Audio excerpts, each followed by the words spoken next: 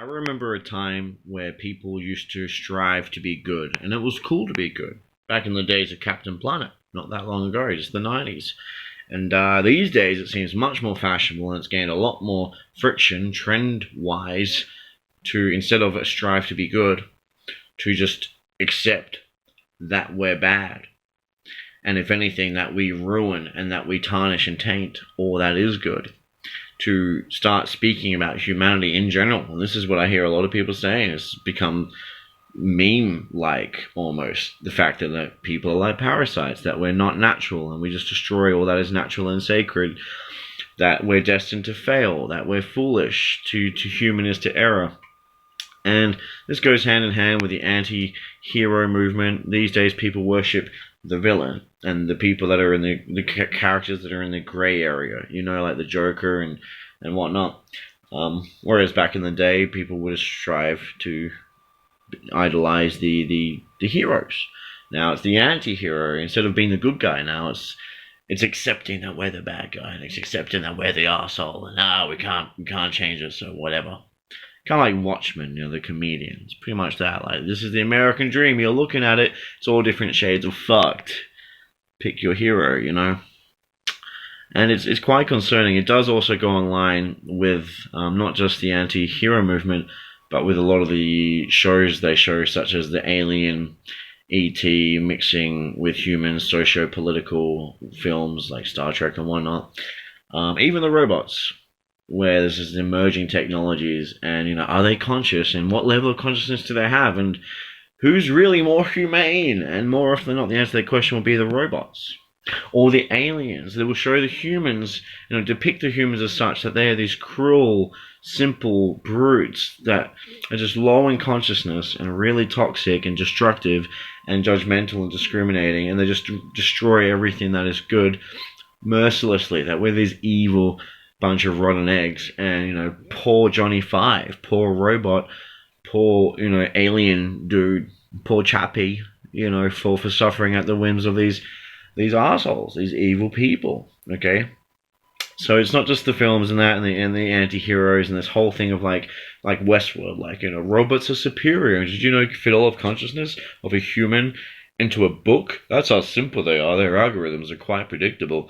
You know, and then talking about how these machines are the next level of consciousness, and maybe they actually have free choice, and we are more the slave of our algorithms than they. All this shit, right? And I think really, whether it's deliberate or not, I see an overall effect, and it's starting to emerge in a very noticeable way that now it isn't just a thing that emos are saying. And I don't know if this is just the emos that have grown up and done away with the black and red striped socks, alright, and just tucked away the razor blade somewhere out of reach. But they've still got this mentality, and now it's becoming like proliferated from the emos that are in their 20s, 30s, 40s, you know, talking about, well, not 40s, that would be the goth still, but, you know, and they're doing this whole nihilistic, you know, humans, life's meaningless, and humans are fucked, and we're not sacred, and there's nothing to us. We're just a bunch of emotions and habits and attitudes and flaws and imperfections, and there's all this really dark poetry, and you see a lot of these memes being shared around, like, I'm not perfect, and I'm kind of fucked, and and I just have my addiction, and this person's just another addiction that I have.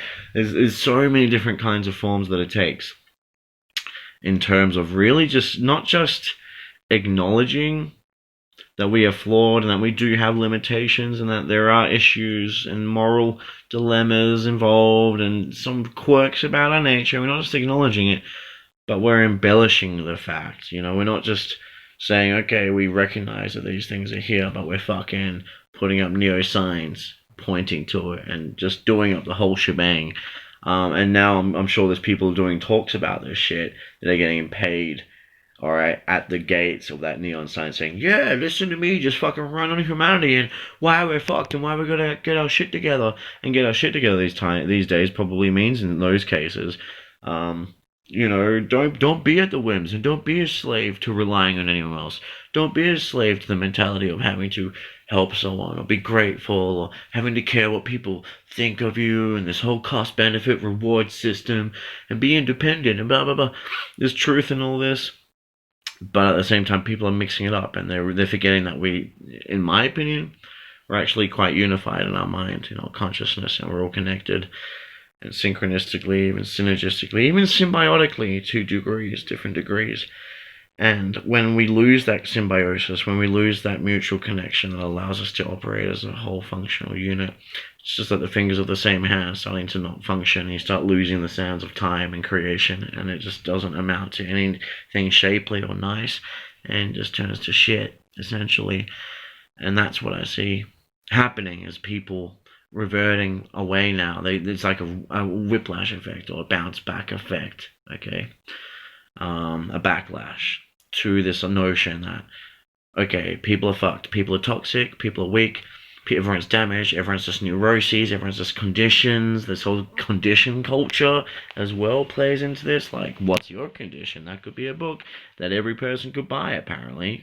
Because if you don't have a condition, the motherfuckers will come up with something that has your symptoms, so that there is no person that can be left unmarked, no stone left unturned. Everyone can be put into a box and learn to loathe or judge or feel inadequate and not enough, and the need to take supplements or supplement how boring they are as a person by affording cool activities and taking pictures and editing on their Instagram, their Facebook, and to appear interesting, or substitute for not being able to provide the entertainment, all right, or provide that sense of security by having to buy this, and that to keep entertaining people, to give people the appearance of, I've got my shit together, I got you covered, all right, instead of having the innate qualities that people need to be able to rely on and for support, and the real intrinsic kind, not just external support, intrinsic support. But people, I feel, there's not much focus on that. People aren't as intrinsically supported